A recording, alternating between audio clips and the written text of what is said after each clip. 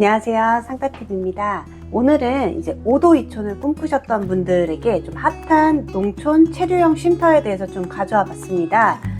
기존에 이제 주말 농장 하시면서 농막 설치를 하고 싶으셨던 분들, 이제 규제 때문에 많이 못 하셨던 분들에게 좋은 기회가 되지 않을까 싶은데요. 오늘 한번 이제 농촌 체류형 쉼터에 대해서 좀 알아보도록 하겠습니다. 7월 3일 이제 정부에서 2024년 하반기 경제정책 방향에 이제 발표된 내용인데요. 기존 농막에서 이제 많이 기준이 완화된 조건으로 나오다 보니까 많은 분들이 좀 관심을 갖고 계신 것 같습니다. 농지 전용 허가 절차 없이 임시 숙소가 가능한 농촌 체류형 쉼터 지금 바로 알아보도록 하겠습니다. 자, 먼저 농막에 대해서 좀 알아보고 넘어가도록 하겠습니다. 농막은 농림축산식품부에서 정하는 시설로 농작업에 필요한 농자재, 농기계 보관, 수확 농산물 간이 처리 또는 농작업 일시휴식을 위하여 설치하는 시설입니다. 쉽게 얘기하면 이제 내가 농사를 짓는데 기구들을 보관하는 창고 개념이라고 생각을 하시면 될 것 같습니다. 거기에 이제 하루 종일 농사만 할 수 없으니까 잠깐 쉴 수 있는 휴게시설 정도라고 보시면 될 것 같은데요. 자, 일단 농막의 장점은요. 일단 아까 말씀드렸듯이 이제 창고 개념이라고 보셔야 된다고 했는데요. 가설 건축물이다 보니까 주택수에 포함이 되지 않고 개발 제한 구역이나 농업 진흥 구역에도 이제 설치가 가능했습니다. 가장 중요한 건 이제 보시면 이제 보통 컨테이너 같은 걸 하나씩 보셨을 텐데요. 그만큼 이제 설치 비용, 이제 우리가 건축을 하는 게 아니기 때문에 설치 비용이 저렴하다라는 장점이 있고, 휴식을 위한 시설 그리고 창고용으로만 사용해야 되는 시설이다 보니까 이제 주거가 안 된다는 단점이 있었습니다. 그러다 보니까 도심에서 조금 떨어져서 주말 농장을 하고 싶으셨던 분들은 이제 전원주택 개념으로 좀 생각하시고 농막을 생각하셨던 분들이 많으셨었는데요.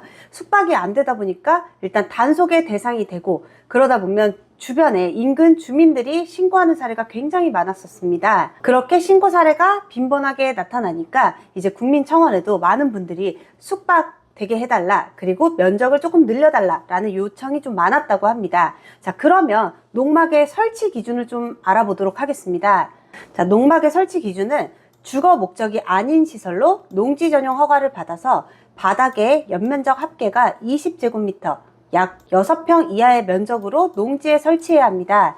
여기서 농지는 지목이 전답 과수원으로 임야나 잡종지, 대지는 설치가 불가능합니다. 자, 그렇다면 이제 농막 기준을 좀 완화한 농촌 체류형 쉼터는 어떤지 좀 알아보겠습니다. 먼저 농촌 체류형 쉼터란 도시민이나 주말 농장을 운영하는 영농인이 농촌에서 체류할 수 있는 임시 거주 시설로 주택수에 포함되지 않고, 그러다 보니까 부동산 규제의 대상이 되지도 않는데요. 여기까지만 보더라도 농막이랑 확연한 차이가 나죠. 일단 농막은 숙박이 되지 않았다는 단점이 있었고, 농촌 체류형 쉼터 같은 경우는 일단 임시 거주가 가능하다라는 거니까 여기서부터 큰 차이가 납니다. 자, 그러면 일단 농촌 체류형 쉼터의 설치 기준을 좀 보겠습니다. 농촌 체류형 쉼터의 설치 기준은 농업 진흥지역 외의 토지로 절대 농지를 제외한 토지, 그리고 1000제곱미터, 약 302평 미만의 면적만 해당하고, 바닥의 연면적 합계가 33제곱미터, 약 10평 이하의 임시 거주 시설로 숙박이 가능하고 농지 전용 허가 없이 가능합니다.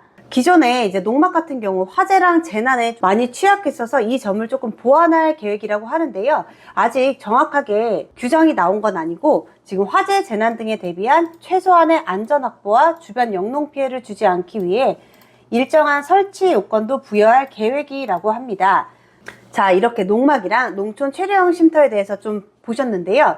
큰 차이점을 좀 다시 한번 짚어보도록 하겠습니다. 첫 번째로는 임시 거주가 가능하고, 두 번째로는 기존에 이제 농막 같은 경우 6평에서 10평까지로 면적이 완화가 됐다. 이렇게 크게 두 가지를 보시면 될 것 같습니다. 많은 분들이 농막에서 가장 아쉬워하셨던 부분들이 좀 완화되는 느낌이어서 기존에 농막 설치를 좀 망설이셨던 분들한테는 굉장히 좋은 소식이 아닌가 싶습니다. 자, 그러면 이제 언제부터 시행을 하는지 확인을 해 봐야겠죠. 일단 정부에서는 2024년 12월로 시행 예정이라고는 하는데요. 좀 더 길어진다라고 하면 25년 상반기 안에는 이제 시행을 한다라고 합니다. 그리고 이제 12월 이전에 개정안을 발표한다고 하니까요. 그때 한 번 더 확인을 해 보셔야 할 것 같습니다. 자, 일단 아직까지는 시행되기 전이고 아직 개정안이 확실하게 나온 게 아니고, 크게 어떤 점을 보완한다라고 이제 큰 가이드라인만 제시한 거기 때문에 아직까지 세부 사항을 확인하지 못합니다. 그러다 보니까 우리가 개정안이 나왔을 때 좀 중점적으로 봐야 하는 부분이 좀 있다라고 생각이 드는데요. 어떤 부분인지 좀 살펴보도록 하겠습니다. 기존에 농막을 갖고 계셨던 분들 계실 겁니다. 거기서도 단속의 대상으로 좀 들어가신 분들도 계실 거고요.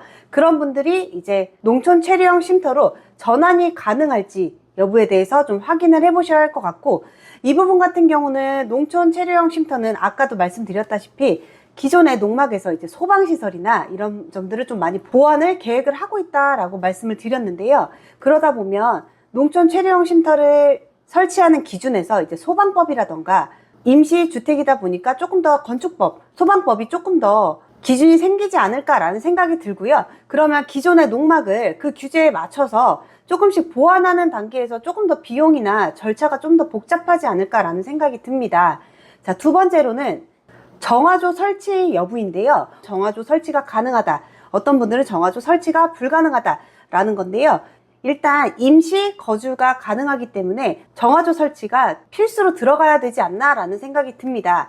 자, 그리고 세 번째는 수도권 농지의 가능 여부에 대한 건데요. 아무래도 주말 농장을 이제 가꾸는 데 있어서 장거리를 선호하시는 분들이 많지 않을 것으로 보여지고, 농촌 체류형 쉼터가 이제 농촌을 살리자, 농촌의 유동 인구를 좀 늘려보자 라는 취지의 계획인데, 수도권의 농지로 몰리는 것에 대한 대안을 좀 따로 마련을 하지 않을까라는 생각이 듭니다. 지금도 경기도권의 토지 가격이 만만치 않은 가격인데요. 이렇게 된다라고 하면 이제 수도권 지역의 토지 가격도 더 많이 급등을 하게 되는 현상이 나오기 때문에 이거에 대한 대안을 마련을 하지 않을까라는 생각이 들고, 혹시라도 이제 추후에 12월이 되고 시행이 된다라고 하면 토지 가격이 많이 상승이 될 것 같아서 미리 토지 매수를 하시려는 분들은 개정안이 나오고 그때 움직이셔도 나쁘지 않을 것 같습니다. 자, 오늘은 농촌 체류형 쉼터에 대해서 알아봤는데요. 가장 민원이 많았던 부분들이 이제 해소가 되는 거기 때문에 많은 분들이 지금 관심을 갖고 계신 것 같습니다. 아직 확실하게 개정안이 나오진 않고 크게 어떤 점을 보완을 하겠다라고 크게 가이드라인만 제시한 거기 때문에 지금 벌써부터 섣불리 움직이시려는 분들은 개정안이 나오고 나서 움직이셨으면 좋겠고, 12월 이전에 개정안을 한 번 더 발표를 할 계획이라고 하니까요. 추후에 개정안이 발표가 되면 빠르게 전달할 수 있도록 해보겠고요. 이 외에도 체류형 쉼터에 대해서 이제 전달드리고 싶은 사항이 굉장히 많습니다. 근데 아직까지는 세세하게 명확하게 나온 부분이 아니기 때문에 개정안이 발표가 되면 꼼꼼하게 확인을 하고 전달드릴 수 있도록 하겠습니다. 자, 오늘 준비한 영상은 여기까지고요.